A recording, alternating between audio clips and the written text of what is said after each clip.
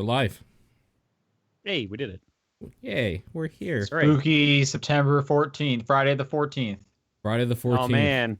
Yeah. Jason's Revenge. Yep. Again. That's what that is. I heard you guys got snow yesterday. Yes. Tiny bit. That's crazy. Is it? It's Canada. I bet you guys were like in like It is the a little high early, 20s let's be like real. last week. It's early, yeah. And it's early. Like, I think the forecast next week gets close to the low 20s again or something crazy like that. Yeah, it's been bouncing everywhere. It's been kind of a nightmare. Being like Yeah. real hot one day, snowing the next, smog just from like burning trees from a province over all the time. It is currently 3 degrees Celsius, which is about 36 degrees, I believe, Fahrenheit. I have no idea Fahrenheit. I have refused to try and learn it. I'm impressed Yeah. that you have survived in the States that long without having to have learned it. I can tell you that 80 I really like 80. And then higher is obviously good because I like hot. That's about Yeah. it. I can't tell you like Today's high was 6, the low is 1. Tomorrow, Yeah. high 9, low 1. Sunday, high 7, low -1. Ooh, it just keeps going like that. And then it's like 9, 7, 8, 9. And then like next weekend, it's like 12, 12, 13. yeah. See, I'm looking at 2 weeks of like low 20s, and it's like sweet. This is great. Mhm. Finally, some I'd consistent be heat. I'd be okay with that right now. That'd be real nice. But yeah, I definitely knew like September was hot up there because I would go off to school and it would still be, and I'd still go outside for like runs and stuff. And Yeah. it'd be nice. I nice mean, and the hot snow's gone for what that's worth. Like, it was just a flash in the pan, few hour thing. But yeah, it did snow. out. John, how's the illness? Still there? It's pretty much gone, but like Okay. there's just that little bit that doesn't want to go away. So I Yeah. still sound stuffy to myself. I might sound Okay. fine on the mic though. I don't know. I've had You a sound sore fine. throat for like a week. So that's annoying. Ugh. Yeah, that does suck. Yeah, it's super annoying. I don't know. Anyway, Paul, what's up with you? Are you sick? I am not currently sick. Lucky People you. at work are sick, and I told them that I am not going to be like you. If you get me sick, I will take all the time I need to get better off. So you better stop fucking coming in sick. Sure. That's true. People, just if you can, work from home. Don't get the rest of people sick. Just don't get everybody sick. Like, it's one person versus like a possible 5 to 8 in the office alone. That's terrible if you get us all sick, because I'm not coming in if I'm sick. I don't care enough. It sucks if you work at a place though where you have to use your like PTO if you're sick. Sure. Yeah. And is that what you have to do? At this point, yeah, because I think I've used my sick days for the year. Oh, so you do have like a distinct, like a separation between sick days and Yes. PTO days? Yeah, Okay. yeah. That's at least better than just having like one pool of them. Yeah, for sure. Especially if like you get caught up with something that's real bad and it knocks you out for a couple weeks. Then you're like, well, there goes all my time off, I guess, to Sure. nurse an illness. Yay. Yep. Yeah. John, when you're dealing with your PTO, is it separate pool banks or how does that work for you? I don't know. It depends on what my manager's feeling like, honestly. Okay. HR is a little rough about my using my PTO. Our HR sucks, and I don't think they have our best intentions in forefront. John's I go to boss is Bagel an and I asshole. ask him, hey, I go to Bagel and I'm like, hey, can I take a break? I'm not feeling well. And he just jumps on my head. All right, tell you what. You guys start the show because Tomb Raider just showed up, and I'm gonna go get it installing.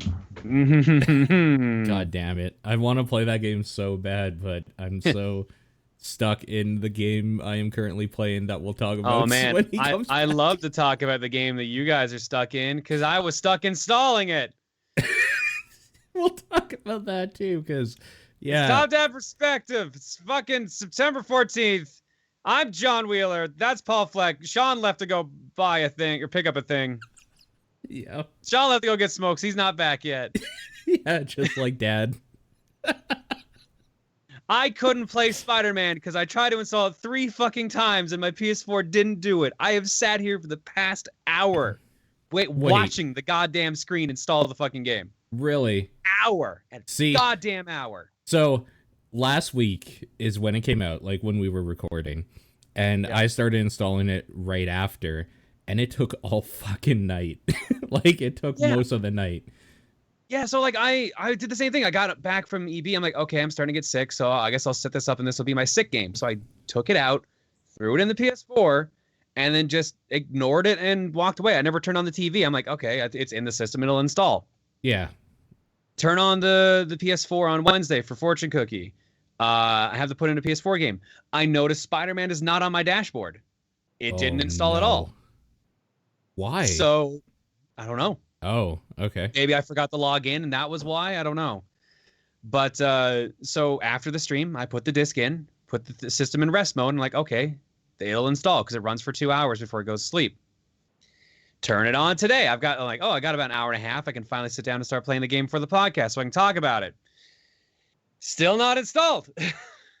Still downloading the 1.5 patch update. And also there's a system update. So I update the system and then suddenly it's like, okay, copying from disk, 10%. I'm like, okay, these take about 10, 15 minutes. They'll be fine. Yeah. It ended right before the podcast started. Right before it. Okay. Yeah. Yeah. So I guess that's like definitely my first of very few, but maybe relevant gripes about Spider-Man. And I'm Sean Booker. Yes, we already introduced you. Oh, okay. Yeah. That install took way too long for me.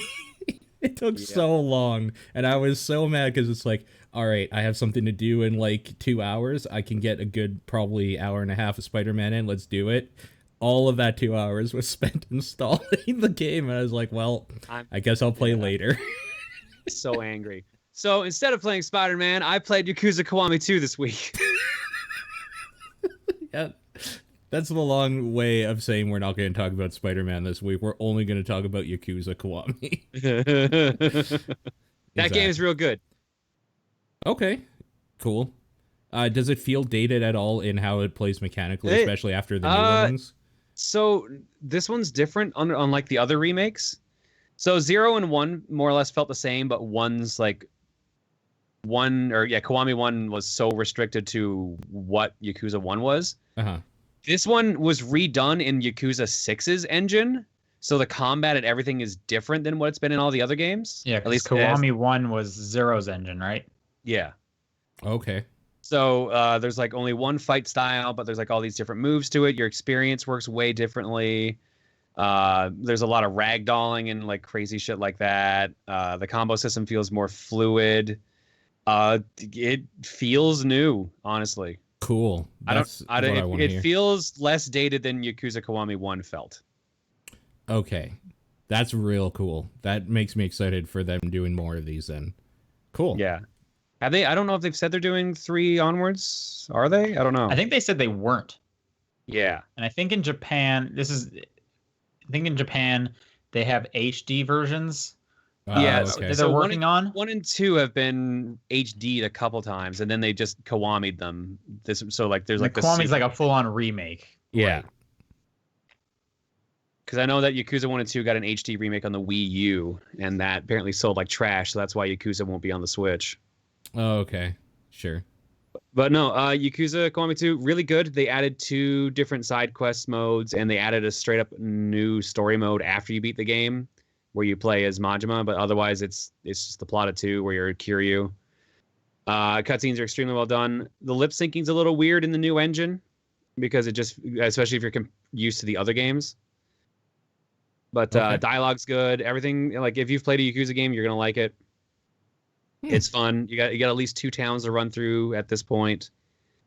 It's a lot more fluid. The loading's a little wonky because it takes a little longer to start the game. But then you don't have to load to go into a building. It just straight up you like push open the door and then you're in there. Okay, cool. So far, I think there's only 3 arcade games in there, which feels a little small compared to 0 and 1, which had a bunch more. You have Virtual Fighter 2, Virtual On, and those urinal video games that Sega made, the toilets. Yeah. So yeah, like literally, like you have a tracker that you can check, and it's like, okay, my tracker says it's time for me to go play that peeing video game. Right, and I hear you actually need to drink in order to like play it again. Yeah, like it gives you like rates you out of 3,000 points, and if you're at 3,000, you can fully play the game.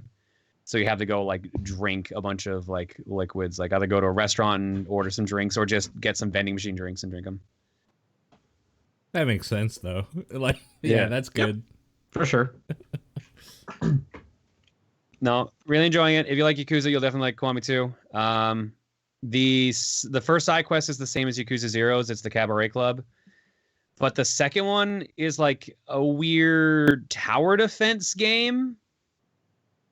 So it's a bit strange to get used to, especially considering it's more involved than I feel like any of the other side quests have been so far. Well, I thought I heard Kiwami 1 had a similar like clan battle thing. Either Kiwami 1 or 6. I can't remember which one it was. It's probably 6. It's definitely not in Kiwami 1 because I don't remember that.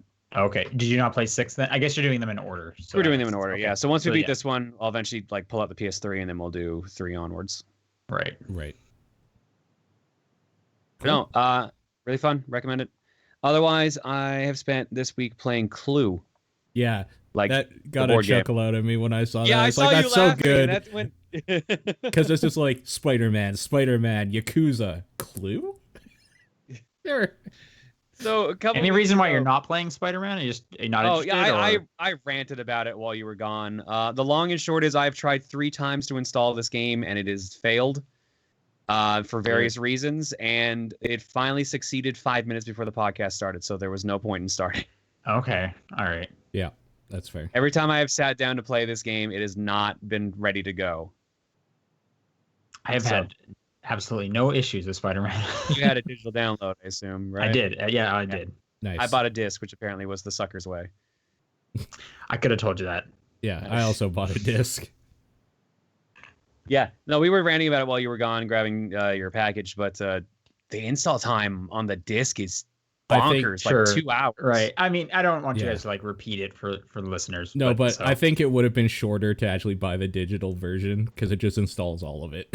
Like that would have just been quick, even if not quicker, as long as it took me to install whatever the fuck it needed to install from the disc. Well, I think I came into the tail end. Paul was talking about like at 2 hours or something, hour and a half. Yeah. I think mine was within an hour. Like yeah, that's what I had it up and ready to go pretty quick. That's what I mean. Yeah. Oh well. So whatever. Frustrating. A little bit. That's the one thing I'll give the Xbox is that like anytime I've needed to just throw a disc in there, it actually fucking works. The one problem with Xbox is it doesn't automatically download the update, so it'll install the game and then it's like, now I gotta run the updates. I'm so confused what the whole rest mode does, because sometimes like I'll turn like for both systems, I'll turn them on and the updates have already happened. Sometimes it's like, oh, now I'll start your update, and it's like I don't understand. It's like too inconsistent on both. Yeah, but tell me about Clue. Yeah, so all right, so a couple weeks ago on stream, we were supposed to play like an old PC game of Clue, like the one that used to find in cereal boxes back in the 90s. Okay. So we were going to play that, but I couldn't find it. So I'm like, okay, I'll go. Let me see if it's on Steam. Like, oh no, but there's a brand new version of Clue that came out this year that's on there. Okay. So this is a digital version of Clue. This is a digital version. This is a Steam version of Clue. Okay. It's also a mobile version. Apparently they can play together. And it's surprisingly good. Sure. I'm sure it is. Is it like a new take on Clue, or is it just Clue? So it's just Clue, but like it has all the different versions of Clue in it, like so all the international ones with different characters, and then they made like a bunch of reskins that you can get. So there's DLC for the game, which is the big bummer, but it's also a mobile game, so it's not surprising. But there's like 8 or 9 different board layouts you can get. There's each one comes with a different set of characters that you can just cross play with. So right now, like my main character is like Colonel Mustard, but he's a snowboarder teenager. Okay. It's so silly. Like he runs around like when he does the murdering, he has his snowboard just strapped to his back and he's wearing like his like jacket and everything. Yo, and this then looks we'll have dope. like and they'll have like a Frankenstein, Mr. Green. Wait, what do you mean when he does the murdering? Aren't you like supposed to you never see the murder, right? Oh no. I mean, so whenever you like suspect like, hey, I think it was Colonel Mustard in the kitchen with the pipe, Like it'll show them like doing the pose over a corpse. Oh, okay. So it'll be like, all right, like here's the setup that you're saying. That makes more sense. Okay. Yeah, but like it's surprisingly fun. The net play works really good. The only downside is we've had too many people connecting at once, and that's caused some issues. Sure. But sorry, the car honking there was throwing me off. Yeah. But like no, it works surprisingly good. Apparently, it cross plays with mobile off the Steam one, and there's leaderboards and everything. And it's just weird seeing like all these different like versions of characters for Clue. Like there's one version of Colonel Mustard that's a werewolf because it's all like Halloween monster themed. Sure. Sure. Okay, hang on. How would leaderboards work? Is it like who solved it the fastest? I think it's based on time, yeah, number of rounds. So couldn't you? But you can. Again, I haven't played Clue in a while. Can't you just make a guess at any point? Yeah. So couldn't you just start the game and make a shot in the dark guess, and there is a small % chance you'll be right, and now you're top of the leaderboards? Yeah.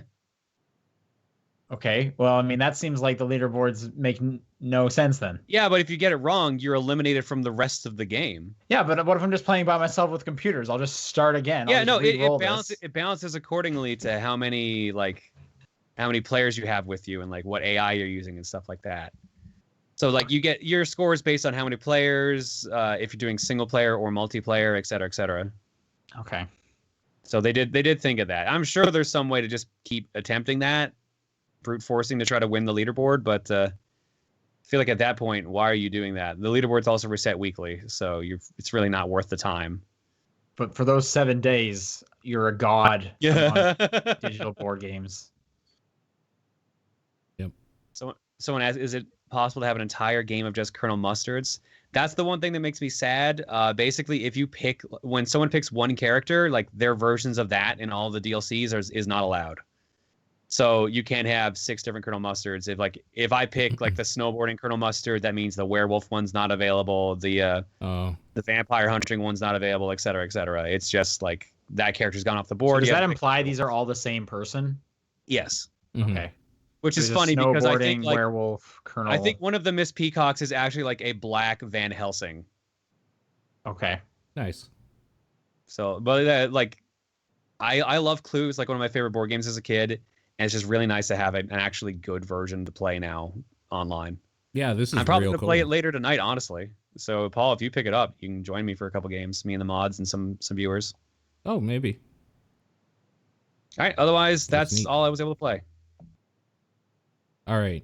I mean, we'll talk about Spider-Man after. I'll take it and say I played Trials Rising beta that's going on right now, and Is it in fact a Trials game? It's a return to form for Trials, which is nice. It feels more like Evolution did back like 10 years ago or however long that's been. Where all the Trials games seem pretty similar to me, except for the Blood Dragon one, because that's not great. Right.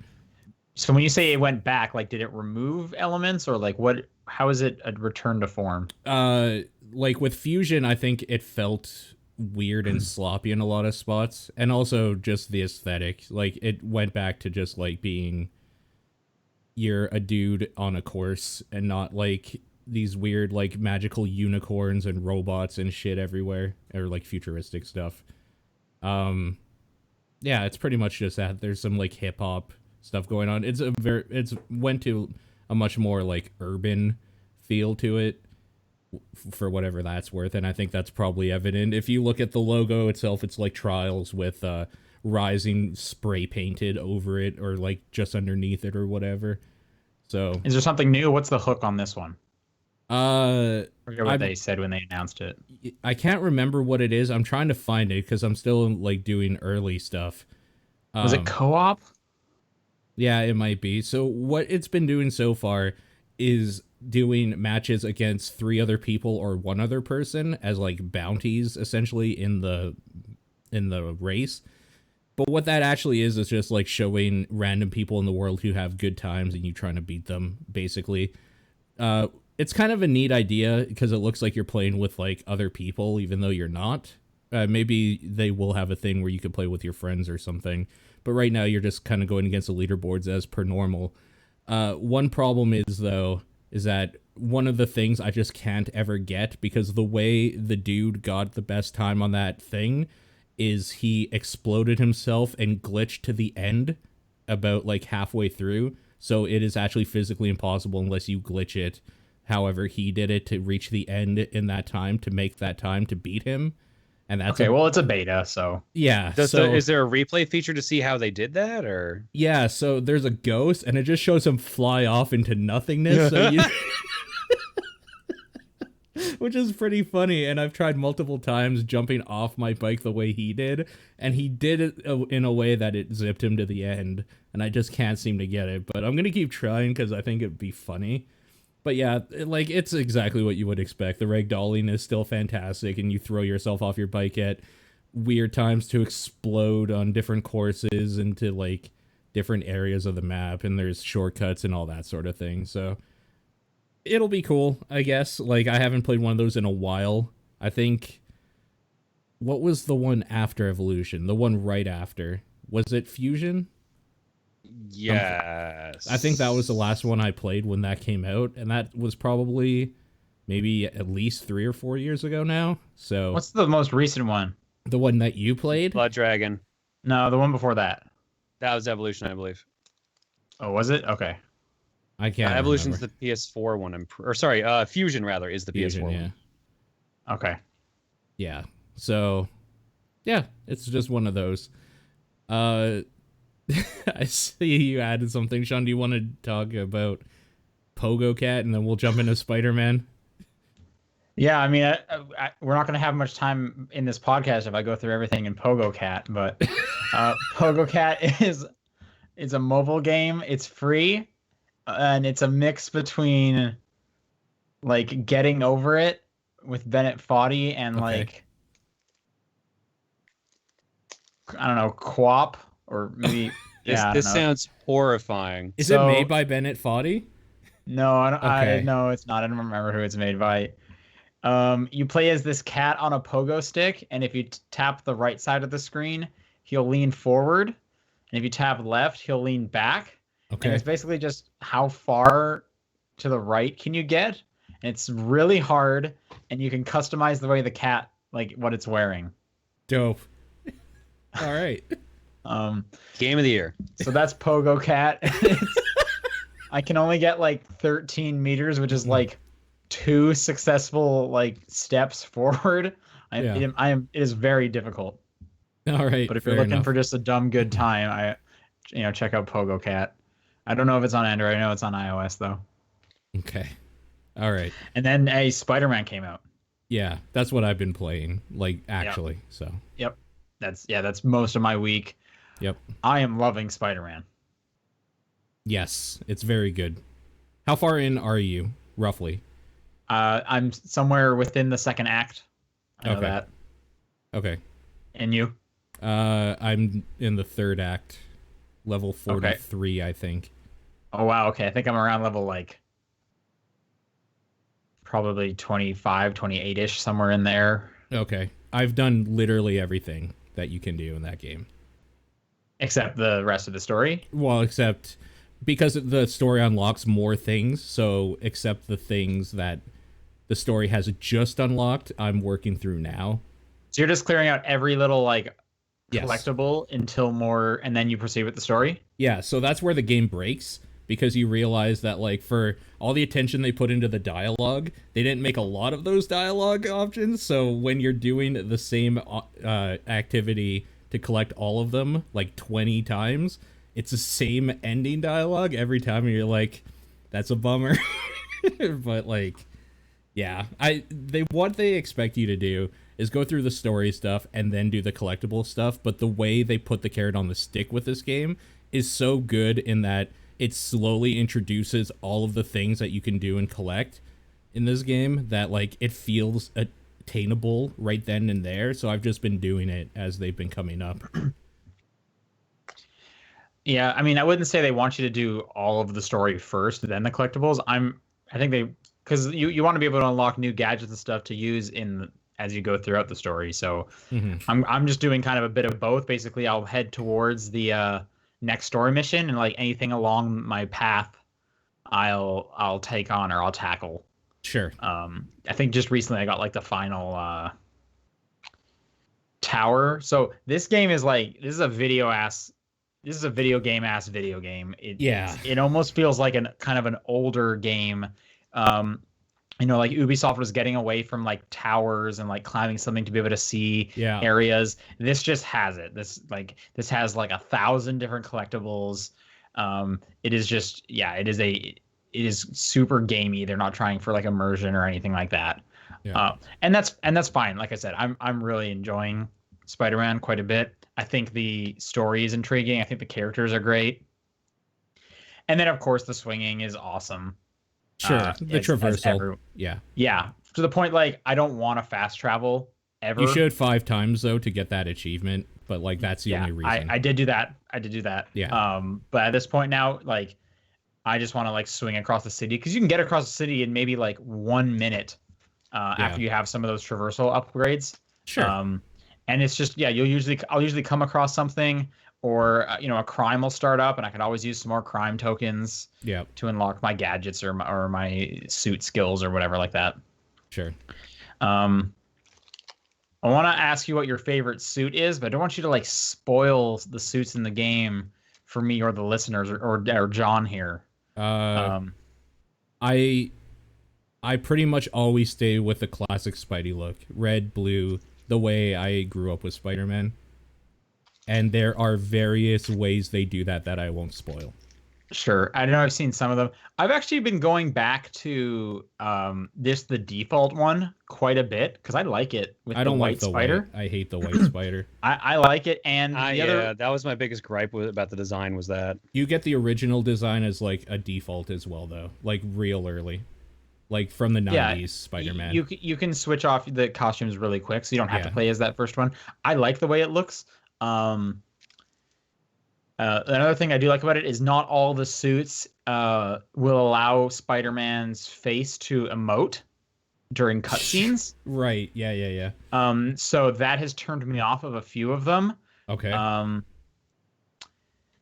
And again, I don't want to spoil the suits because I think it's kind of cool seeing which suits are in there. And there's a bunch, and I know I don't want to be spoiled on the later ones. So. If people just want to know, you can Google it. There are plenty of lists and galleries out there of all of them.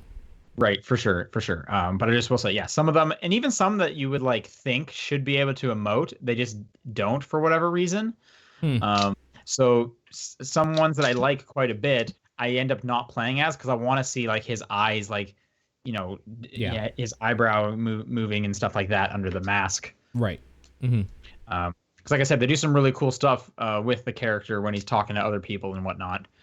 I think the jokes are pretty funny. Like I enjoy hearing his little quips or how his little commentary on everything. Unless you do it the way I do and you hear the same quip 20 times in a row, which is sure. Yeah, I definitely done with it. I haven't not heard that. So. Yeah. What I like about the suits is that they all unlock a special power associated with it, but that power isn't tied to that suit. It just unlocks it. So if you really, really want this thing that this suit does, just unlock that suit, go back to the one you think looks cool, and then equip that power.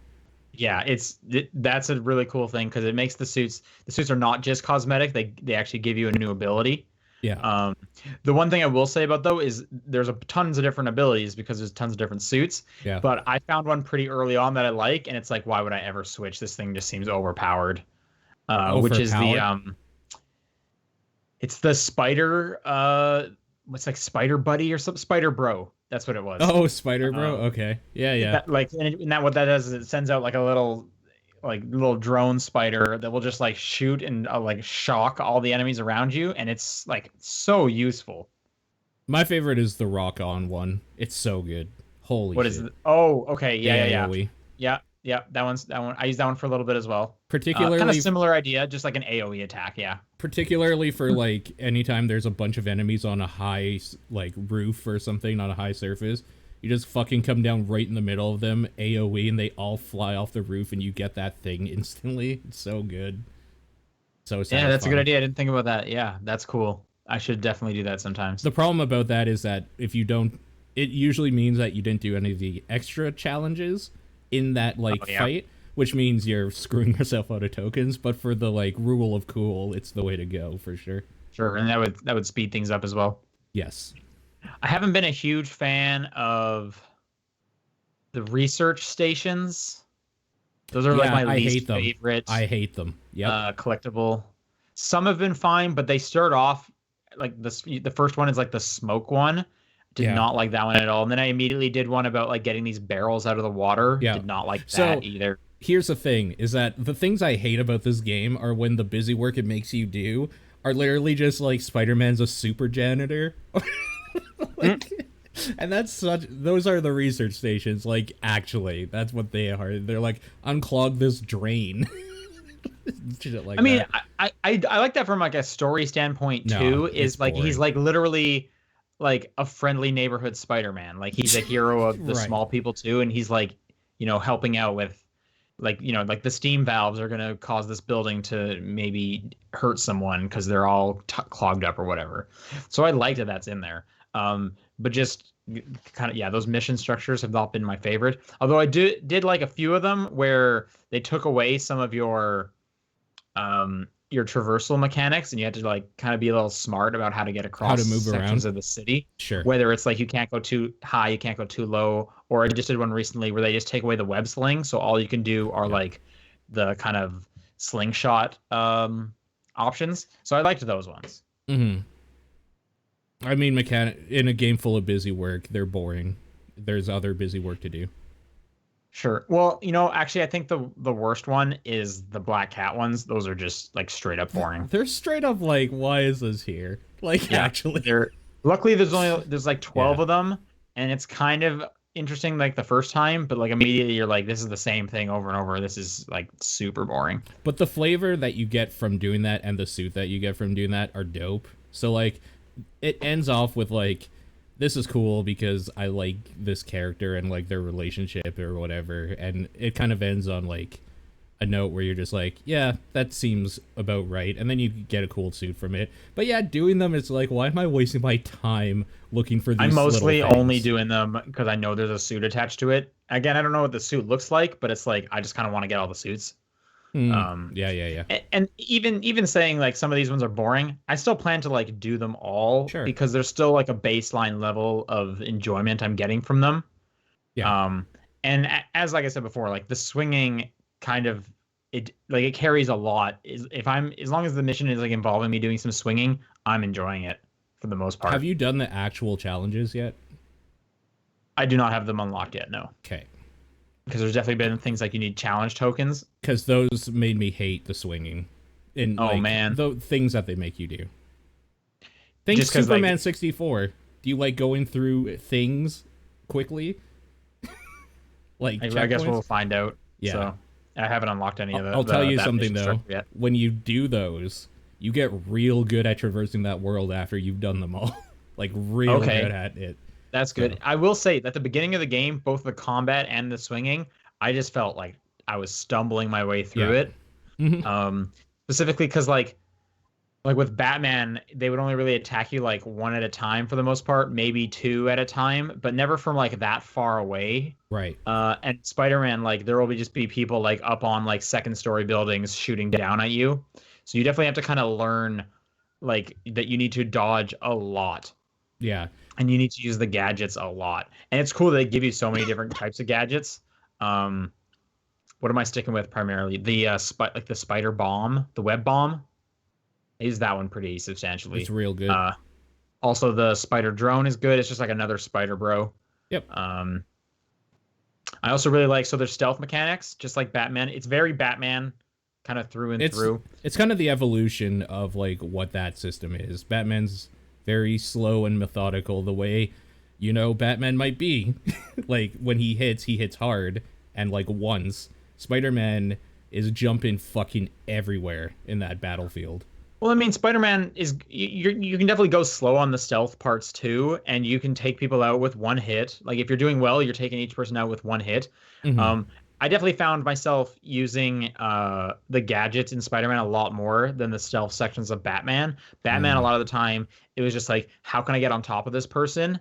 And then, maybe kind of just draw them over here with like the sonar batarang or whatever it is. Yeah. And then just, drop down and scoop them up.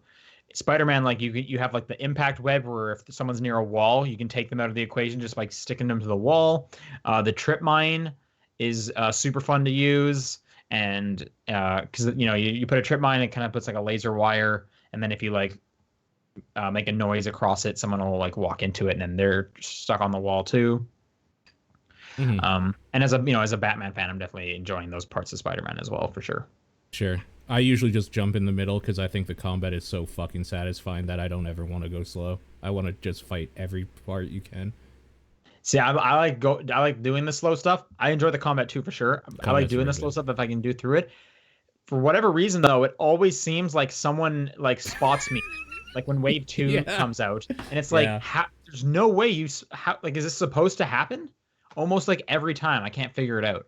The AI is actually real good at knowing when there's an issue going on and spotting you somehow. Well, there's definitely been times where it's like, oh, you took out 5 people quietly. That means it's fight time. And it's like, what are you talking about? Yeah. No one was even in this room.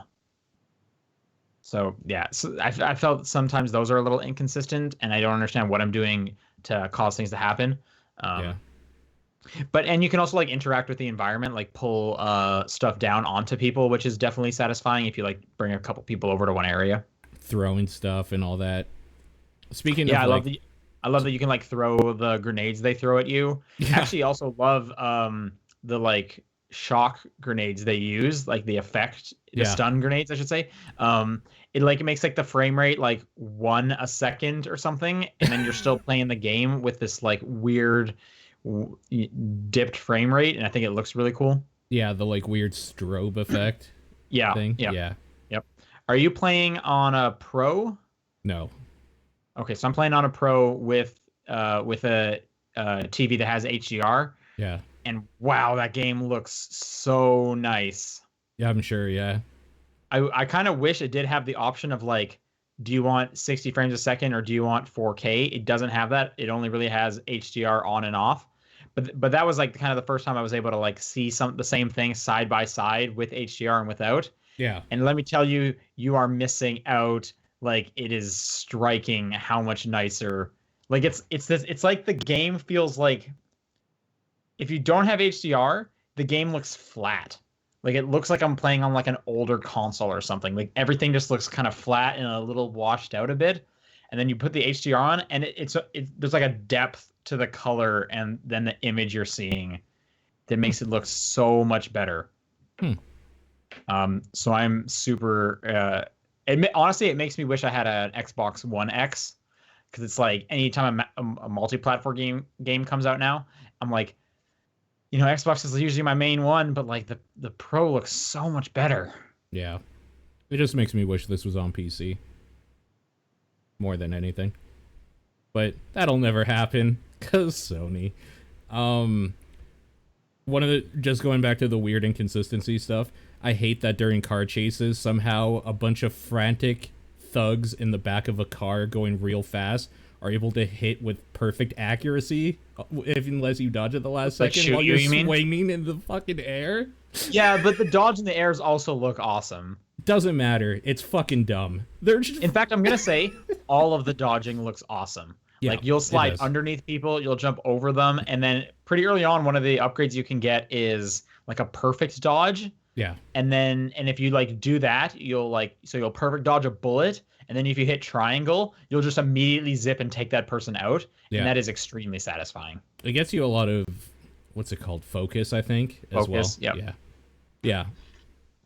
Yeah, no, it's real good. That being said, I think the busy work stuff, if I wasn't a Spider-Man fan, would be too much, and I wouldn't enjoy it as much. I really like the stuff you get from it. Like, I like the different suits, or collecting backpacks to see the little collectibles that have references to the comic books I grew up with and stuff. And oh man, references. J. Jonah Jameson might be my favorite part of this game. Totally. Yeah, he's real good. So, for those who don't know, he's like this Alex Jones-like character. He has like a podcast or a radio show. Yeah. And this is set like after. So he did work at the Daily Bugle in the past in some capacity, and now he has his radio show or his podcast. And he'll take callers, and he is just constantly screaming about like how bad Spider-Man is. There was like an early one that was like, he was talking about how bad Spider-Man was for one reason or another, and someone called in and was like, "Hey, aren't you being a little rough? Like Spider-Man took down Kingpin. That was definitely useful." And then Jameson's like, "Oh, I'm sorry. Are you a like Nobel Prize winning journalist?" And the guy's like, Yeah. No, I'm a plumber." And he's like, "Well, then why don't you go fix my toilet?" And then just Yeah. that's the end of the call. Like There's some he is good just Jameson stuff. belligerent in how like he is right, everything else is wrong, and Spider-Man is the enemy. And I absolutely love just hearing him bash Spider-Man anytime those pop up. And they pop up at great times. You'll just be like swinging around, and it's like, oh hey, what's going on with Jameson? And he's being a nut. Yeah. I definitely enjoy that quite a bit. I enjoy all the characters. Again, we should talk about the story some more because I think Mary Jane has done well. Aunt May's done well. I mean, they're done like the reboot, Brand New Day, back in 2008. So, yeah. From the comics. Sure. Like, it's, okay. It's in that world, that universe. Well, no, this is a whole separate thing. This is not tied to the comics anyway. Right, but it's the exact same. Working at Feast with Martin Lee and blah, blah, blah. Like, it takes a lot from that. I must have not seen this part because I didn't know about Feast. Okay, fair enough. Because I know in the current comics, he does not work at Feast. So it's definitely not current stuff. An angry Cave Johnson. Was that? Oh, from the chat. Just say he's an angry Cave Johnson. It's actually sure. It's actually kind of true. I will say though, I don't like the Mary Jane sections, or at least the ones I've done so far. Sure. The museum one was fine, just because I kind of like just chilling in a museum and seeing that stuff. But the ones where she has to like sneak her way around enemies and like kind of distract them with sounds, it maybe I just suck at it, but it just seems more like trial and error. It's and not anytime great. I get like spotted, it's like, well, I have literally nowhere to run because this is a hallway. Yeah. So I guess I'll just restart. Did you do the Grand Central Station one yet? No. Okay. I thought that one was cool. Okay, so I'm looking forward to that coming up. Yeah. There's a character at the very end of Act 1 that you get to play as briefly that I was real excited for, and I hope he comes back in a bit.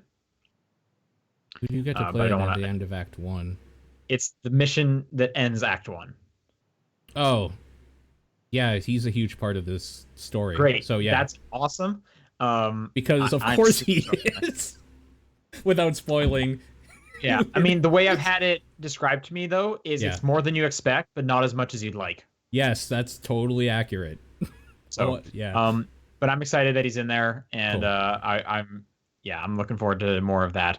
I'm just enjoying the story. I think they're doing a great job making Spider-Man relatable.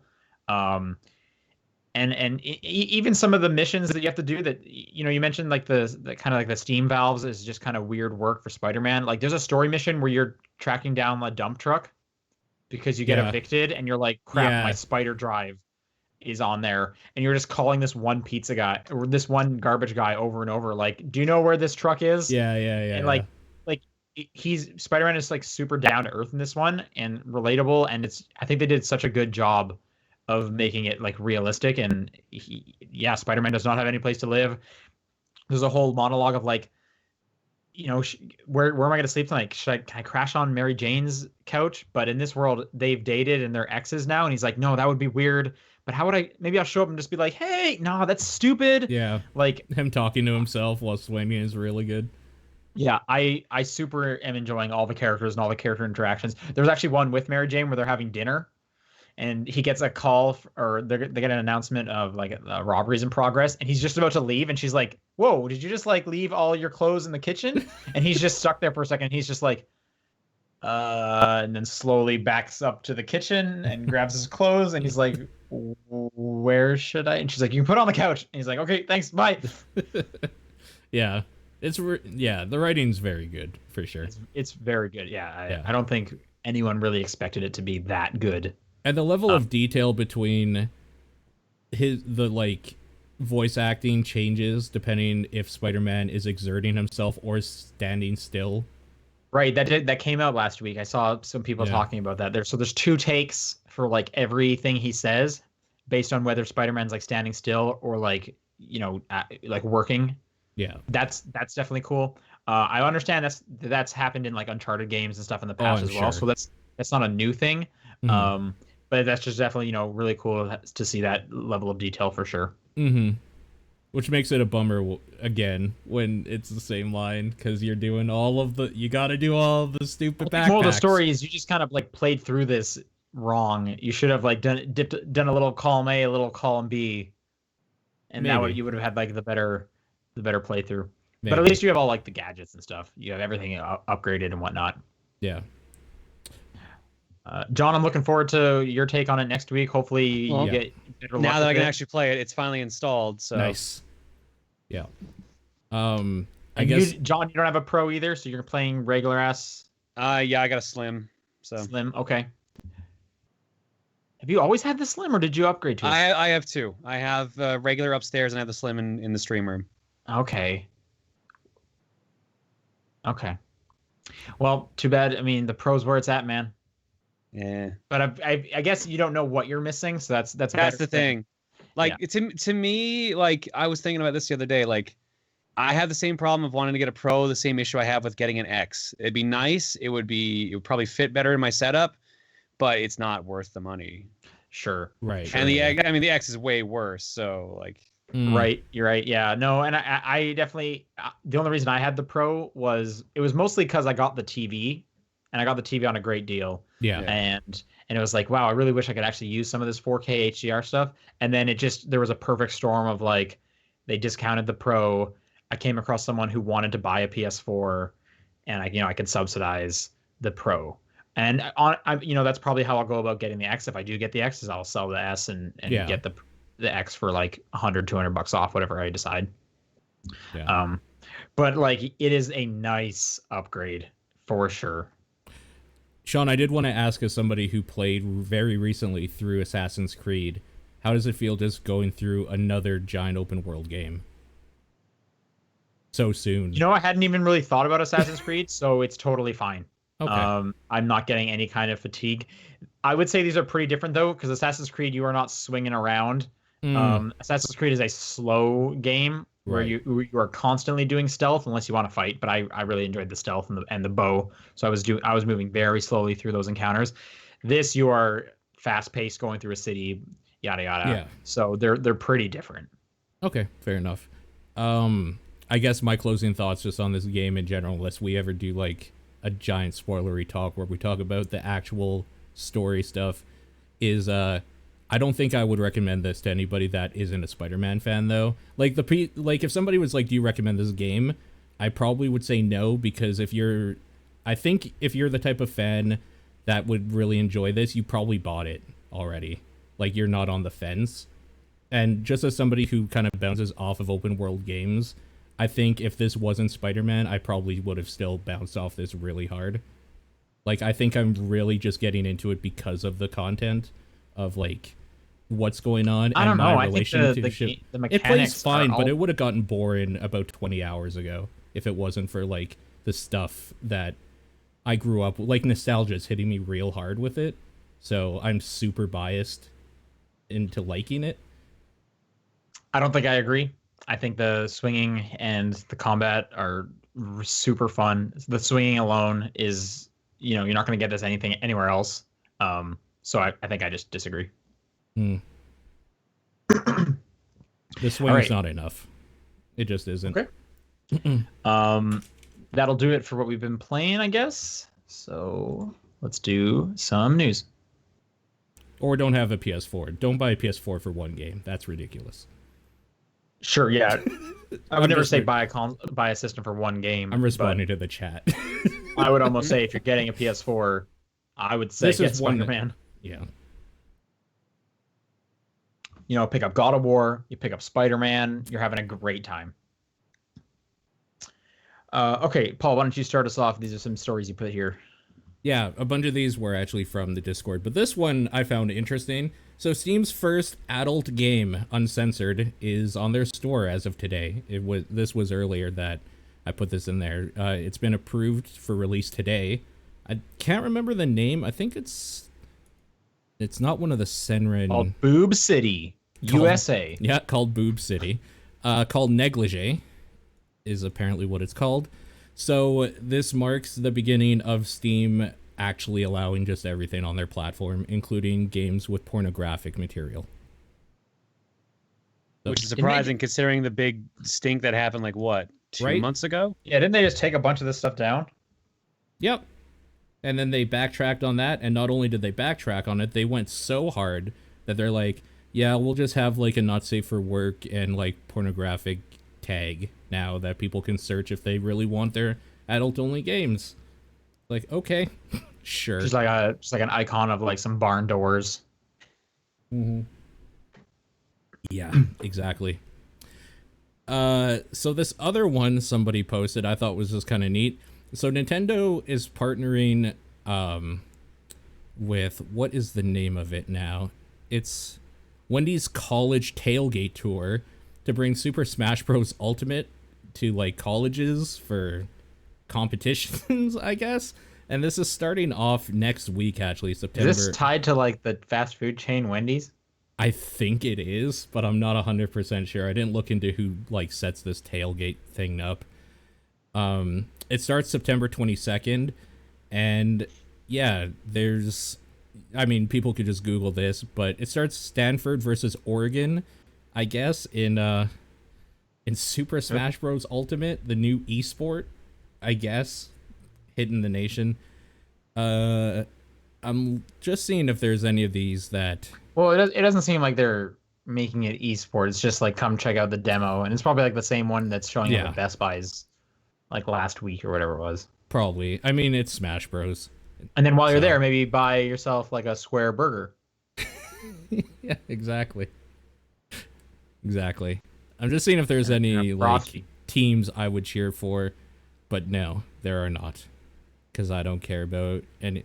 These are actually kind of smaller places. Like, I wasn't expecting Clemson or Oklahoma, but sure, that's kind of neat. So go support your college, I guess, in Smash Bros. This fall. Weird. Maybe these are big in like the college football scene, and we just have no idea about that. It could be like a huge football school. You know what I mean? Yeah, that's so maybe that's why it is. Mm-hmm. So anyone gonna go do this? Anyone gonna go support their favorite football team and go play some Smash Bros? This I wouldn't be surprised if people just went just to play Smash Bros. Or to buy a square burger. Well, I'm asking, out of the three of us, anyone have any plans to? I'm not flying to the States for that. No. Okay, just checking. Sean, is there one that you could actually support here? Like, was there Berkeley or whatever on that list? No, there's not. The closest would be Stanford, which is South Bay, but this says Stanford at Oregon, so they're going to Oregon. So now it's not close to us. Would you have gone if it was close? No. Okay. Yeah, fair. I mean, like I said, they did those Best Buy things like last weekend, and those were in the Bay Area. Yeah. I'll play it when I have the game. I'm good. Sure. If I play this before it comes out, I'll burn out on it, and I won't play it when it's out. Sure. And then a bunch of stuff from the Discord that people put in the news were directly related to Nintendo and Nintendo Direct. So let's talk about the Nintendo Direct first. All right, this is the delayed one. Yes. It's supposed to be last week. They played it yesterday. Okay, I'm just going down this article that apparently has everything. There's a new Luigi's Mansion game coming to Switch. Yeah. Luigi's Mansion 3. Woo. Yeah, I'll play some more Luigi's Mansion. I enjoyed that.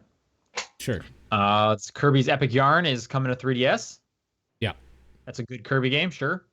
I don't know why it's coming to 3DS and not Switch. But okay. Because 3DS still needs games, apparently. Yeah, apparently. Bowser's Inside Story, they reminded us that that's still coming. That's coming next year. Wow. Yeah. Well, it's the beginning, January 11th, so that's not too bad. Also happening January 11th is new Super Mario Bros. U Deluxe. I audibly groaned when I saw this. As someone who likes the new Super Mario Brothers games, I audibly groaned. Because I was like, just make a new one. Sure. People are already like on edge about this damn series. Why would you just port it? A new like side-scrolling Mario or a new Super Mario's, bro? Like a new Super Mario Brothers. Okay. I don't think I want another new Super Mario Brothers, but I'll take another Super Mario Brothers. But I mean, to each their own. This one's also going to include new Luigi U, as well as some bonus characters of Nabbit. Is Nabbit from Mario? Nabbit's from the new Super Mario Brothers series. Okay. And he was playable in Luigi U, so I guess they're just porting him over to the main game. Okay. I kept thinking Nabbit was that dude from A Link Between Worlds. No, Ravio dresses like Nabbit. That's just a reference. So it's a reference to Nabbit. Yes. Okay. All right. And then the other character is Toadette, and apparently this is weird. Yeah. When Toadette gets a crown item, she turns into Peachette, which looks just like Peach with pigtails. What on earth is going on in the Mushroom Kingdom? Like, what? We're finally learning the truth about Toadstool's I feel like origin. the lore of this world a new chapter has begun. Are all humans toads? Like, what is happening? But we've seen Princess Toadstool take a hit before, so we know like there's something else to it than that. Because she didn't turn back to Toadette. Yeah. Is Toadette Peach, or is this a different character? Is Peachette and Peach the same person, or what is this? And if you heard the voice clips, that's Peach's voice. So then why don't they have the same name? Maybe it's like her unevolved twin sister, or like cousin or something. Yeah, I don't know, man. Like, if any toad puts on a hat, do they become a human? Maybe. That was weird, man. That was super weird. I don't know what to think about the Mushroom Kingdom. My boss is here. In better news, in better remakes, the original Katamari is coming to Switch. I'm excited for this, actually. I'm surprised they're doing a remake and not just making a whole new game, but I am more than happy to get some more Katamari. Mm-hmm. So I was kind of hoping, obviously I would wish it was a new Katamari, and then I kind of thought, every Katamari is basically the same thing. Kind of. So you're not wrong. As far as I'm concerned, I'm not even going to know if this is new or not. I also haven't played the first one in a long time. I also understand, I think that game is $30. I wouldn't surprise me. Like, it was cheap when it originally came out. So that's awesome. I'm definitely excited about that. Yeah. They talked about the online service, which a bunch of us expected. I don't know if I'm going to get this until they didn't like do Smash a good job. Yeah, I'm going to be real. They did not do a good job of talking about the online service. Agreed. The only thing that looked cool was the NES thing, because it is actually what people wanted it to be, a Netflix-like service where you just can access these games and they just keep adding more. But the weird thing is, like, they're making it look like they're only adding 3 new games a month. Yeah.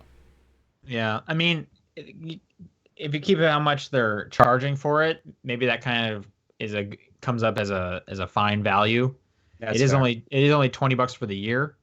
Yeah. And there is still that like family plan that if you and your friends just kind of get together, you can get it a lot cheaper somehow because they don't confirm that you're a family. But yeah, there's also so here's the thing they mentioned. Online play, you can play with anyone, even if they're not near you. They made sure to say that, as if that was under question. The NES controller, they talked about that for a little bit. That's $60 for 2 NES controllers that slide on the side of the Switch for some reason. I don't know. I like to sync them. Yeah, it's to sync them to charge them. Apparently, those are exclusively bought through their store for people who have the full account or the family account. Gotcha. Like I can't just go to Amazon and get one of these, or get 2 of Supposedly these? not. Supposedly not.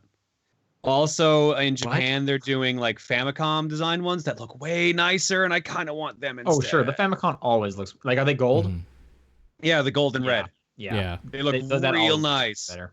I mean, will they work on North American Switches? Because you just probably they're just Joy-Cons basically. And they only work for these NES games? That I don't know, because some people are saying it looks like you can probably connect them to your computer, so you have a wireless NES controller, and they probably work for any game that supports D-pad control. So, like, say Messenger or any other like 2D platformer. Because basically, like, it just does not have a joystick, I think is the takeaway. Or yeah, well, 2 joysticks, not 2 buttons, or not 4 buttons. Anyway, that's kind of cool. I don't know if I would get one, but that's kind of cool. Clouds, cloud saves, that is happening. I think it also came out that if you stop the service, your cloud save goes away. Yeah. Which is weird. I saw some people real angry about that, considering that Sony keeps yours for like 6 months. Okay, I actually didn't know what the other people did. Xbox does too.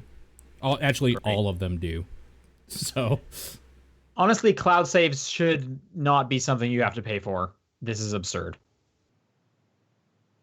I tend to agree, but yeah. One of the features they also touted is the phone app, which I'm still shocked they had the balls to mention the great phone app. Yeah, that they had. That's a feature you'll get access to. And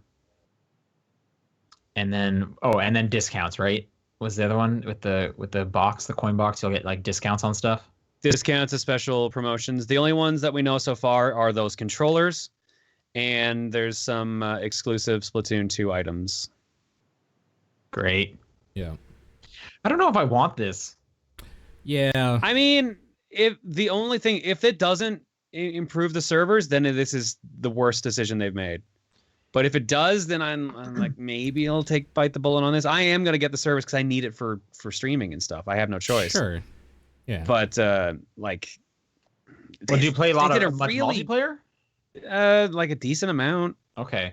Because I'm looking at like what I play multiplayer on my Switch, and I play Mario Tennis once a month to get the new characters. I don't need to do that. Uh-huh.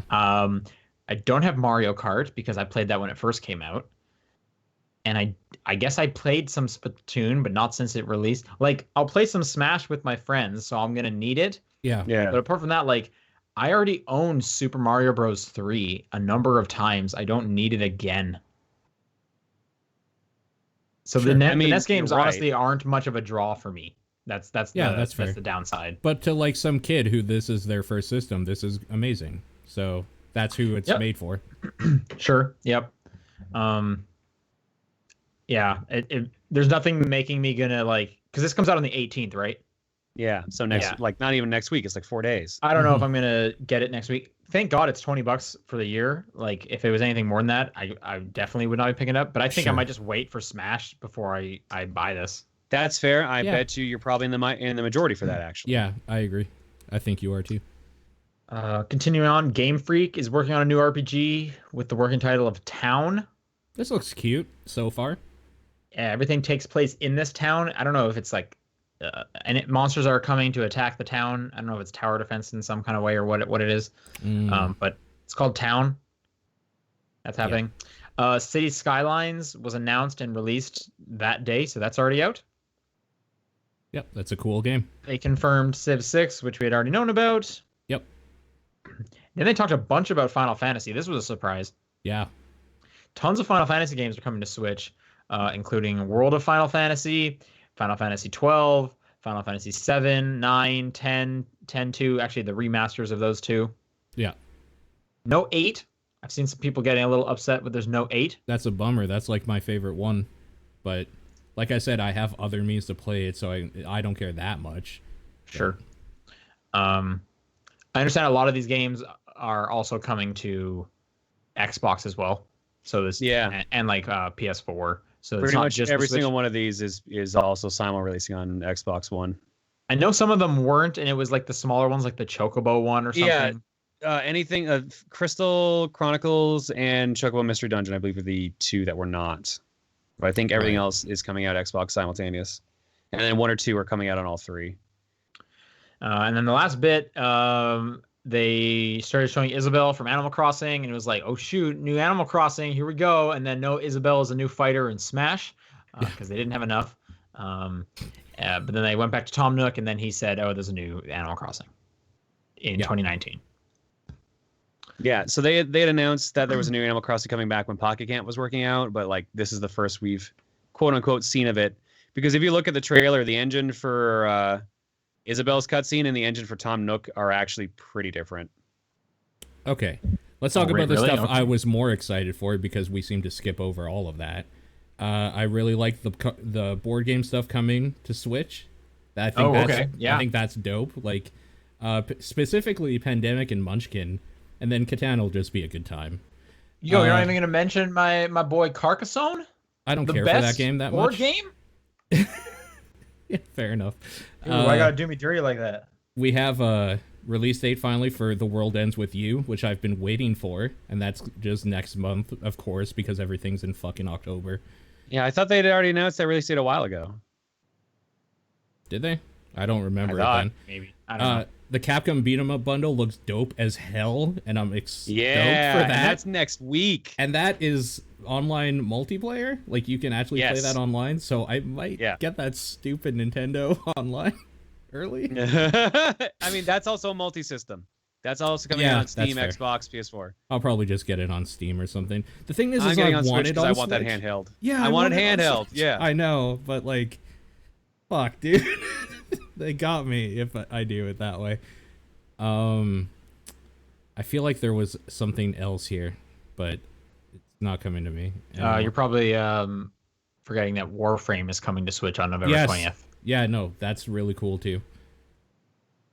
Oh, and Diablo, of course. Like, they showed more of that for whatever reason, but that looks like it'll be fun. That looks like a fun. I mean, they're gonna push Diablo real hard because this is like the first time in a while like a Nintendo, or like they put a Nintendo game out. So and that's coming. They did show the Yoshi game. Yeah, which I guess is Yoshi's the first time in a Crafty while. World, that's weird that it wasn't in this list. Yeah, Yoshi's Crafted World. World looks Which really good. The title had leaked last week. Yes, it looks cool. Tenmar hit it. Let's Go Pikachu. I'm actually looking forward to. That just looks adorable. What? Really? Yeah, that looks fun. Oh man, I could not. You have to use the Joy-Con to catch the Pokemon, right? Well, I'll probably get that Pokeball thing. Oh, well, okay then. If you're just drinking all the Kool-Aid, Yeah. then okay, more power to you, sir. Yeah. I am going to skip this Pokemon game. Also, I thought that as somebody who it needs to get another dock at some point for the Switch, I thought that Smash one looked neat, so I might just wait for that. What about that Let's Go Pikachu one? I think that only comes with like the whole setup, and I'm not going to buy another Switch just for that. Okay. Wait, sorry, what you're saying between the two bundles? I'm sorry? What did you just say a second ago about just needing a dock? Yeah, for Switch. That's basically what he said. He needs a dock for his Switch. He does, but he thinks the Pokemon one doesn't come separately from the Switch. No, didn't say neither the anything Smash about Brothers one. Neither of those are separate. They're Oh, they're and But that he is likes fun. Smash Bros. Enough that he will buy a I second will Switch not. for that. No, oh, no, okay. so that's it. I was gonna say that's why I was confused. That's why I'm like, repeat yourself. Yeah. Yeah. Well, just go into a store and rip the box open and steal the dock part. I mean, you can just buy a dock by itself. Yeah, you could buy a dock and then in like silver Sharpie just draw all your favorite Smash characters on it. Just like, yeah, these terrible shitty drawings of them. That might actually be better. And that one you could actually like put different characters in too, like any of your favorite Nintendo characters or not Nintendo characters. I mean, they're already in Smash, so whatever. every character is in Smash, you're right. Every single one. Yeah. I'm gonna put Waluigi in it. There you go. He deserves front and center. There's so many like custom docks you can get at this point that you might as well just look into those. Yeah. Just find an artist to paint mine or something. Or like buy one and paint it. Yeah, Like, probably just buy. There's a bunch of light up ones and everything. There's a bunch of pre-mades. You could put Just a look on sticker on Amazon. it. I could put a sticker on it, you're right. You could put one of those like Apple stickers you get when you buy like an iPhone. I was just about to show you. I have one sitting right here. Well, there you go. You could put two of them on there. Yeah. One on each side. Yep. Gotta rep that brand, yo. So more on that. People just kind of posted in the Discord some more new stuff.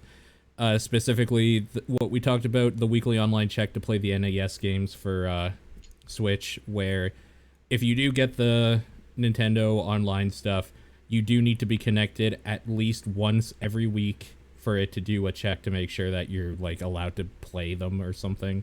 And so is there just like a timer? So if I'm traveling and I'm going, for a 2-week trip, I don't know where I'm gonna get Wi-Fi. Yeah. I'm just gonna lose out on these games.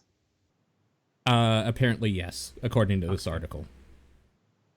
That's weird. I was gonna say, I guess that's kind of like Netflix, but no, Netflix lets you download stuff to your phone. And it even says here, if you have an online subscription, you're likely to be playing online regularly, although maybe you're heading on holiday, or maybe you only play on the bus without internet and are subscribing just to play retro games.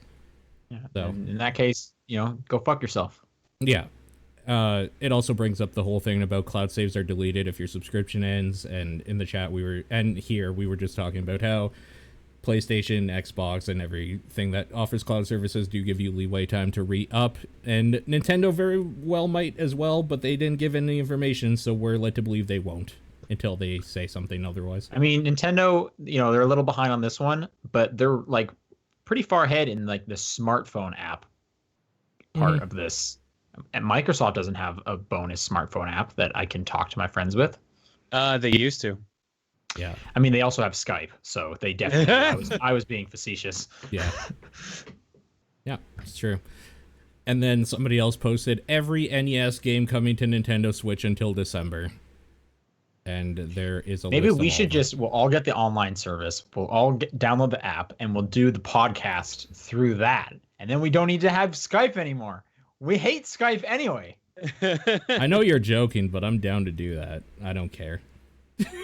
Just to say we did. Yeah. It'll be the only podcast that's ever done it. This That's will what be I mean. groundbreaking. Yeah. They'll write stories about us. Yeah, groundbreaking is the term I would use to describe that podcast, for sure. Yep. So, launch title, Soccer, Tennis, Donkey Kong, Mario Bros, Super Mario Bros, Balloon Fight, Ice Climber, Dr. Mario, Legend of Zelda, Super Mario Bros 3, Double Dragon, River City Ransom, Ghosts and Goblins, Tecmo Bowl, Gradius, Pro Wrestling, Excite Bike, Yoshi, Ice Hockey, Baseball. In October, we're getting Double Dragon, Gradius Special Edition. So there's special, like, editions of stuff coming out, too. Yeah, it says, interesting enough, some games are listed twice with special edition listed next to them. It's unclear these will be new modes for those old school games. Right. Well, I thought a while ago they had mentioned of like they're gonna put on like online play for some of these. So that's probably Yeah, what those are. I guess that's what it is. So in October, you're getting Double Dragon, Gradius, and Super Mario Bros. Wait. 3 as special edition. Wait. But Double Dragon 1 is single player. Well, each character is gonna control half his body, punch or move. Oh, that would be you so gotta good. pick. There is a multiplayer mode in Double Dragon, but it's just a fighting mode. It's not actually the game. Probably what it's for. Honestly, the online. I could see it. I'm sure whatever it is, it's worth $20. Mm-hmm. And then non-special edition for October, NES Open Tournament Golf, Solomon's Key, and Super Dodgeball. In November, special editions of Mario Bros, Metroid, and Dr. Mario, and Mighty Bomb Jack and Twin Bee. The normal stuff there. Just the original Mario Bros, right? The Super Mario Bros, yeah. Adventures of Lolo, Ninja Gaiden, and Wario's Woods in December, which makes December like the month to get this service. Hell yeah. In general. Hell yeah, Ninja Gaiden. Yeah, exactly. And then the Legend of Zelda Special Edition that month as well. For the the real sweet question is multiplayer how- action in Legend of Zelda. The real question is how long are these games going to stay on the service too? Like eventually, is their license going to disappear and they have to go away, or what? Well, I mean, they own the license, so it shouldn't disappear. If it's going away, they're but they choosing don't to take it own. away. But they don't own third-party ones like Ninja That- Gaiden. That's true. Yeah, but I mean, that's something we deal with every streaming service. So you can't expect these to be there forever. Yeah. That's just a reality. Okay, are we on to Alan Wake? Yeah. Alan Wake TV show. All right, I'm listening. I don't know anything about this. I'm going to just read it now. Alan Wake, they're making a TV show from the guy who did Legion Okay, sure. and that Cloak and Dagger show, which I haven't watched, but I also haven't heard anything about it either. But I like Legion. Yep. That's a cool show. Mhm. And I like Alan Wake. So Sure. okay. Just a real quick thing. I guess the first Professor Layton game is coming to iOS in the West. It's already been out in Japan for a while, I guess. That's cool. That's one of the best ones. Yeah, cool. Great. If you haven't played Professor Layton, definitely look for that on your phone. Mm-hmm. We had some TGS news coming up early. I guess TGS is next week. But one of the big ones was a new game from the Yakuza devs called Project Judge, Yes. which I've been told is being described like kind of Yakuza mixed with Ace Attorney. Action RPG courtroom brawler. Yep. Hell yeah, I'm fucking in. Yeah, that sounds really good, actually. Is that the perfect Venn diagram for you, John? Pretty much. There's like this one clip going around of like the main character on a skateboard. He does like a kickflip and then he just kicks a dude who's just sitting in a car in the face. It's great. Dude, you want to kick people who are sitting in cars? You got to play Spider-Man. That happens a lot. All right. But am I on a skateboard during it? No, you are web swinging around though when it happens. Anyway, yeah, this looks cool. I know I'm interested because there aren't like 7 games that I need to like dedicate myself to like kind of know everything that's going on. And obviously I like Ace Attorney, so I am interested as well. Yeah. And what is this last one? Oh, this Oh, was new Lethal League. Yeah, new Yep. Lethal League. So this got announced a while ago, but we finally got like a proper trailer. It is a new upgrade to Lethal League that's coming to, I believe, PS4, Switch, and a couple other systems, and Steam, obviously. Yeah. And Coming October 24th.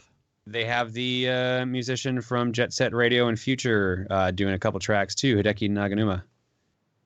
Yep. So what is new about this? More characters, new music. It looks like there's a grab system now instead of parry, or instead of not parrying, bunting, or whatever the heck it was called. So it looks like just a couple changes and just like a newer version, newer look, newer everything. Yeah. Looks good. Yes. Just watching this it does. trailer. I'm excited. I also do like the trailer song. Yeah, that's the Jet Set dude. All right, that'll do it for news. Let's do some questions. topdownperspective@gmail.com is the email address to send questions in. You can also do it, on Twitter @TDP Podcast, the Facebook group, the Discord server, and John's P.O. Box. I'll take this first one from Corey. What spoiler have you received that pissed you off the most? Okay, I guess we should also preface, we might spoil something here. That's Sure. safe. Bet. So, okay. I have one answer because I don't generally care about spoilers, and it isn't even the spoiler that pissed me off. It was the fact that somebody was just so, like, much of an asshole to do it. I was playing Persona 4 and somebody just literally, like, said exactly what happens at the end. Yeah, I was just about to say, maybe we don't need to actually say the spoilers. No. Oh, sorry, you keep going. No, there thought you were wasn't done. anything. No. Oh. I've had a couple. I had Persona 5 spoiled for me, but it was so confusing that it didn't make sense. So I was still fine going through the So I just laughed playthrough. in his face and said, "You're lying." Ha ha ha. Mm-hmm. Can't I was more fool like me. that. I was more like, that's cool and all, but I don't know who any of these characters are, so thank you. Someone spoiled like the big thing that happened at the end of Odyssey 4 days before the game came out. So Wow. Yeah. Someone at Nintendo just didn't like you. no, there's a bunch of people who were like, someone put out a YouTube video and then everyone was like, oh man, let's go tell all the Nintendo YouTubers that the spoilers so they can't enjoy their games anymore. Yeah. All right, that's nice of them. I can't really think of one. I usually do a pretty good job of avoiding spoilers. Maybe this just put a target on my head, unfortunately. So knock on fake wood.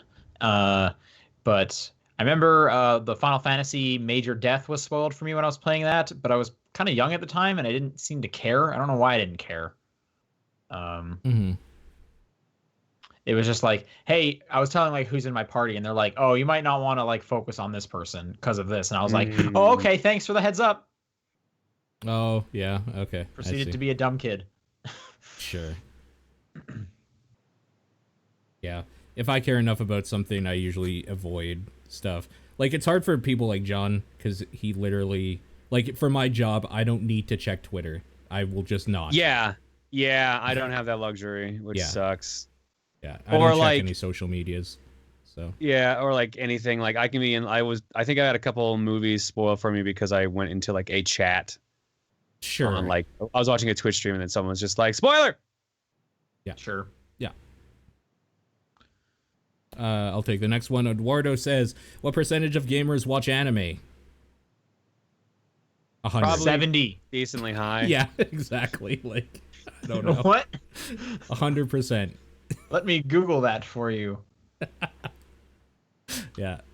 Oh, he actually is Googling it. Ah, yes. It says 70. I don't know. Yeah. Yeah, dude. Probably a lot. Probably lower than you would think, because I think a lot of gamers are the people that play FIFA and Madden and stuff and don't care about nerd culture in general. I don't know, but I feel like at most point, people have watched, like, as a kid, like Pokemon, or they watched. I mean, I think there's a Dragon difference Ball. between like watched anime once or Totally. twice versus still actively watch anime. Yeah, do they I watch agree. anime, or did someone like tie them down and show them Sailor Moon? I'll say 50%. I think half of people that play games. It's probably pretty high. Yeah. It's probably about that, maybe. His second part of the question, or second question, or whatever, is what kind of games do anime fans play? all of them. Yeah. Sports, exclusively sports titles. Only Madden. I would say it's easier to answer what don't they play, and the answer is sports games, probably. Like, Sure. for the most part. I mean, another easy answer is they probably play a lot of anime-focused games. Sure. Persona. Actually, you know what I'm gonna say? I bet they play Kingdom Hearts. Yep. Yeah. I agree. Just have a strong feeling. I bet those. Yep. I bet the Venn diagram there is one circle. Also, a lot of platinum games are things that do weird, like, story stuff. Very long, drawn-out, weird story I stuff. feel like the Nier. fighting community is usually pretty into anime as well. Are they? I don't actually. Yeah, I think it's maybe. just Dragon Ball mainly. Just Dragon Ball? Okay. Maybe I'm mistaken. Yeah. All right. DQ Hayes writes in and says, I want to keep the flow from last week's top juice perspective segment and ask, which is your favorite juice flavor? Did we talk about juice last week? I have don't no idea what this remember. is. I don't remember this at all. It must have happened. It must have. No one can remember this? Okay.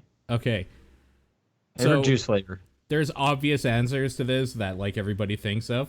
I'm gonna go completely off of that first and just say I really like peach juice. Peach flavored Sure. juice. Sure. Does lemonade count as a juice? Technically yes, because you were juicing a lemon. I mean, I guess technically yes. I wouldn't consider it juice. Like if someone said what kind of juice you had and I had lemonade, I wouldn't mention it. Yeah, like it's like a mixed drink basically. For the argument's sake of this question, I'll say it doesn't count, because otherwise I would have just chosen lemonade probably as well. That's fair. I guess apple juice or orange juice, they're kind of interchangeable at times for me. Sure. So I don't really drink juice because it's like crazy sugary. And at this point, like it's just too sweet. Because I haven't had juice in so long. I'll probably drink any juice and be fine with it, except I don't really like apple juice. Okay. I don't like cranberry juice. I don't like cranberry anything though. So, Okay.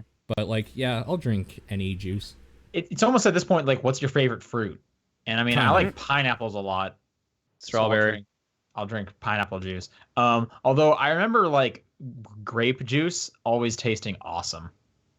I thought you were gonna say awful. I'm like, hell yeah, you're right. You don't like grape juice? I don't like grape juice. Okay. Do you like grapes? I like raisins, and I'm like 50-50 That on does grapes. not count. I'm like 50-50 on grapes. Okay.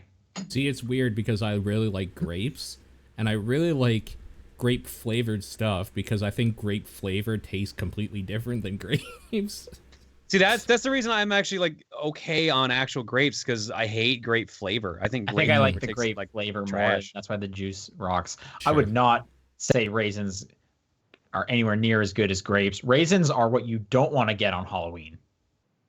On Halloween, All right, I well, would when you agree. put it that way. Yeah, I can agree with that. Yeah, because you always get a few of those houses where they give you like the snack size raisins, and you're just like, thank you. Yeah. I'll still eat them, though. I like raisins enough, but I don't want to get them. Yeah, I'm not a big raisin guy. Fair. Sarcasm writes, what are your personal tier lists for rock, paper, scissors? Rock. Is this like what you go with? Like what order you would go with primarily? Oh, okay. I Yeah. guess so. What do you think is better? Well, I mean, if we tell you he's going to beat all of us when we Oh my God, eventually you're play right. him in the rock paper scissors games of 2024. Yeah. When only one can survive. Um, you know, I think was it. I saw the thing is I saw an actual tier list for rock paper scissors somewhere, and I think paper is considered the best because it takes the shortest amount of time to switch to. Okay. oh, Sure. all right. That's funny. Hang on, I'm typing it up. But wouldn't scissors be like half as long as paper, or 40% as long as paper? Never mind. In fact, paper is A tier, S tier is rock, and B tier is scissors. Yeah, that's Reasoning: rock comes out frame 1 and is impossible to react to. Yep, exactly. Sure. Paper has so like I'm used to doing like the hand like this. Oh, If you're no. doing the hand like this. We then do- it's I always- do Who this. does the hand like this? John. I've never seen that. John does. And I've watched that one video of the Japanese tournament of those two girls playing rock paper scissors God a damn it. ton. And I feel like I'm a bit of an expert on this. It's all he watches, frankly. It's a great Paper has video. the slowest startup, but is the best counter to rock, which is the most common in this meta. Scissors loses heavily to rock and only beats paper, which is less common than rock. I just love the idea of like, but this is the best counter to that one, and it's like, yeah, no shit, this is rock paper scissors. Yeah. Linebeck wrote in and asks if you were characters in an anime/video game, which professional voice actor of today would you want to be voiced by? So we're picking for ourselves. I guess so. Yes. Okay. Holy shit.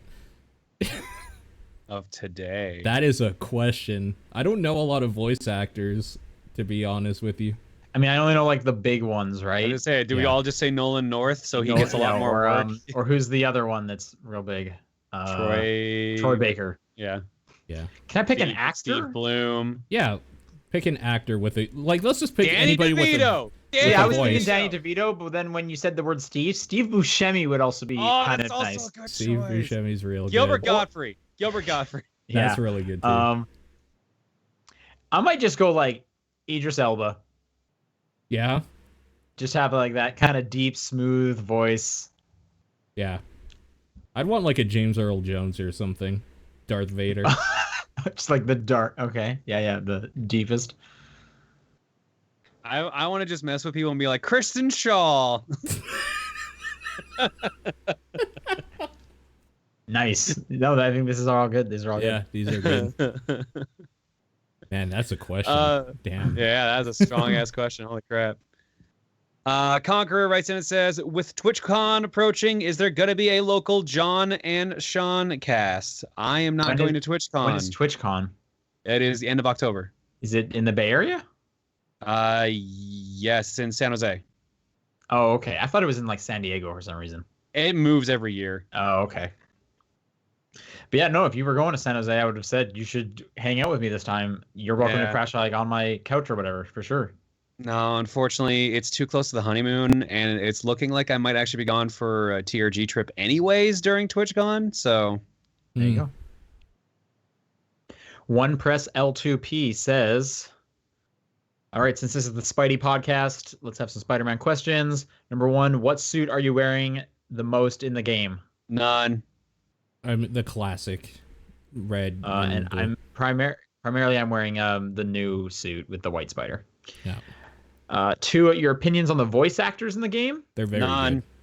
I think they're all great. I think they're doing a good job. I think the facial capture, like the characters look awesome. I really like that Yuri Lowenthal keeps talking to a character named Yuri. Really good. And three, best Spider-Man actor from the movies. Tom Holland, without a doubt. I think it is Tom Holland. It easily as much is. as I've enjoyed all the Spider-Man movies. Well, I've enjoyed some of the Spider movies, but all the actors, like I thought Andrew Garfield was great, and at the time, I enjoyed those Tobey Maguire ones. But Yeah. Tom Holland, his version of Spider-Man is just so fun. I think what it is someone put it this way. I forget who it was, but they said that Tobey Maguire was a great Peter Parker. Yeah. Andrew Garfield was a great Spider-Man, but Tom Holland is a great both. So Andrew Garfield's Spider-Man is like a supervillain, though. He's driven by revenge for the first movie he's in, and then the second movie's bad. So The second movie is bad, but the first movie I like. Yeah, I watched it I do again, like and I Amazing don't. Spider-Man. I don't like that Okay. movie at all. But Tom Holland, he's so good.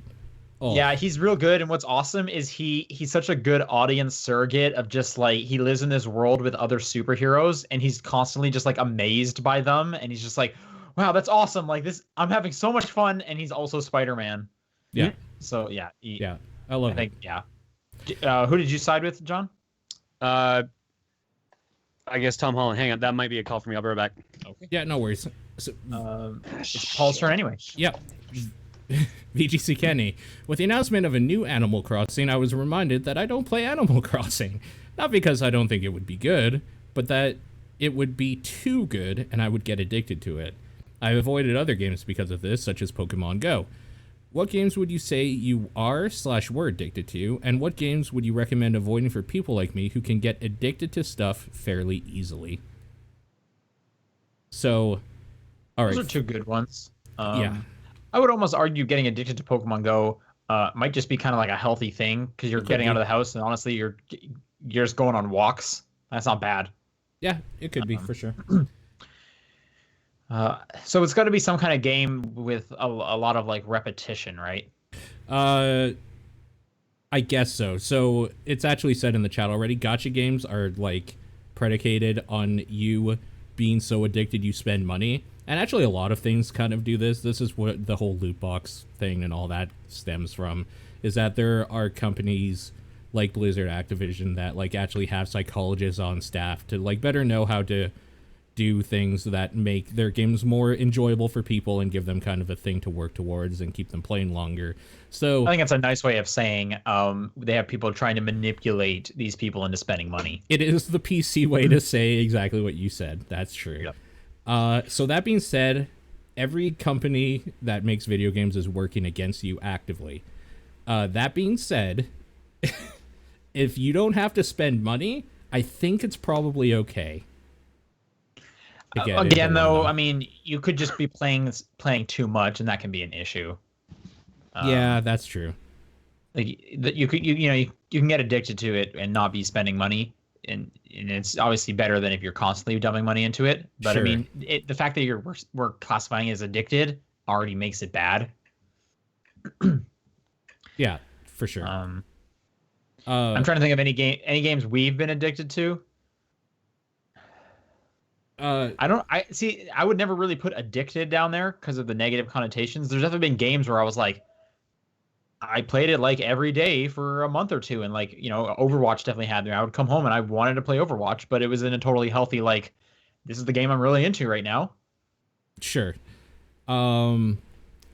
So I'm just gonna jump to is what games would you recommend avoiding? If you get addicted to games easily, avoid games that don't have an ending.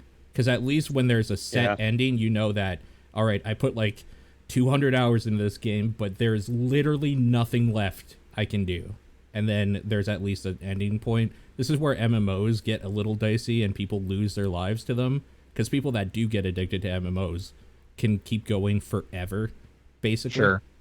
I feel like, WoW is the gold standard for like addicted. Well, RuneScape players. is actually the gold standard. WoW is second tier compared to the people that have unfortunately killed themselves and stuff over stuff like RuneScape, which I don't get, but there you go. What was I addicted to? Or if there was one. Like, the closest I would come to was WoW, but it wasn't so much of an addiction as it was I felt like I had to be there because of my position in the guild I was like in at that time. I don't know, obligated. just the fact that you said that almost sounds like an addiction. It was an I understand obligation. It was more like having obligations. Yeah. But just like the sentence of like, I felt like I had to be playing it. Yeah. That sounds like what someone who's addicted would say. You know what I mean? Sure. Yeah. I wonder if there's a strategy here for, in order to try and play these games, if you used some of those like parental controls to like lock your system after an hour. Mm-hmm. Or whatever it is. Yeah. you know, Yeah, but you're probably the one who set the password, so it's hard to. That's just impulse control at that point. Sure, but I mean, this person's already admitted that this might be a problem, and so they might be able to like put those procedures in place, and then obviously they'll know the password, which could be kind of difficult. But you could almost get someone else to help you out if, you know, you really wanted to play a game, but you were worried. Like, hey, you know, ask a buddy, would you mind setting the parental controls on my system? I don't want this to become an issue, but I do want to play this game. That would be something worth looking into, but I don't know. I've never had a problem similar to this, so. Yeah. Yeah. John, any games you've been addicted to? Problem is, I don't know if I'd call anything really addicted for me, considering now it's work. But in the past, let's see, there's been a lot of games that I'll play over and over again, but all, like Paul said, all the games I play have endings. I traditionally avoid MMOs kind of because, like, I do know I have an addictive personality, and that could be the thing that keeps me going because they don't really end in content. But I'm also in a weird spot where I kind of hate open world, super long games now, so I think it kind of negates itself. So I would probably say no, not really. Yeah, for sure. Like, the answer is avoid MMOs, and just if you have an addictive personality, and I think he is in college or graduated college, so like obviously whatever you've been doing to like stem that until now, just apply to video games of some sort. Just know what to avoid, I guess, and that's MMOs. And like quite literally just MMOs, and giant open world things might be a stepping stone that you don't want to take as well, where there's a lot of stuff to do and it just feels like it never ends. You could even just say like anything with a multiplayer, then it could actually never end. It could, yeah. That's true. Okay, John, I think you're up for this Rasterman one. Looks like it from Rasterman. So what symbols would you like to appear someday in a CAPTCHA? My answer is between Fez. What? I can't tell if that's the word writing or if there's something in Fez. WIRINTING, Rurinting, and the artist formerly known as Prince. What symbols would you like to? See, yeah, from the word "what symbols," to me that means like those weird picture ones where you're like, all right, click all the pictures that have cars in them. Well, I think it would be one where you need to like type the word and the word's kind of skewed. It's the text captchas, yeah. All I can think of like ones where they're just trying to like mess with me, like turn your computer off. Yeah, I like tongue twisters like rubber baby buggy bumpers or like weird things like that. Okay. I don't see a lot of these anymore, the though. Entire script to the B movie. There you go. That's pretty good. I was saying, I don't see a lot of these anymore. I definitely see the picture one you mentioned, like click all the one with street signs, and then they give you more, and it's like you have to keep clicking the street signs until there's no more. I and it's hate like, it. oh my god. Yeah. Yep. This is why we can't have nice things. Yep. Last question from Conqueror. What would be your top tier food in a video game? Pizza. It feels like we answer this question once a month. Yeah, is this like which one would give you the most health? Is that what we're kind of saying? Then a full pizza. Not half a pizza, full pizza. Is this just like is this just your favorite food? No. Top tier food in a video game is pizza. Okay. Objectively correct answer. I mean, pizza's good. I don't think there's such thing as bad pizza, so that's good. There is, but they got to try. They kind of do have to try. Yeah. Sure. I mean, if they're gonna make like garbage pizza, then yeah, that's gonna be bad. Just melt cheese on some bread. Is it pizza? Well, okay. That's another question that we don't need to get into again. Yeah. This tore us apart once before. It always does. All right, if people want to send in questions for next week, it's topdownperspective@gmail.com, at TDP Podcast on Twitter, the Facebook group, the Discord server, or John's P.O. Box. What is your game of the week? Yakuza Kiwami 2. Spider-Man. And some Patreon updates. The Runner 3 episode went live last week. So if you haven't listened to that yet, go check it out. And the submission thread for next month's poll, which will be going up next week, about what we will be playing next month, I should say, is also live. So if you're one of the top tier backers, go submit a game to be featured. And as you can see, it might just win as we play through Fire Emblem right now. So that'll do it for the show. Thank you, everyone, and we'll be back next week. See ya. Bye, everybody.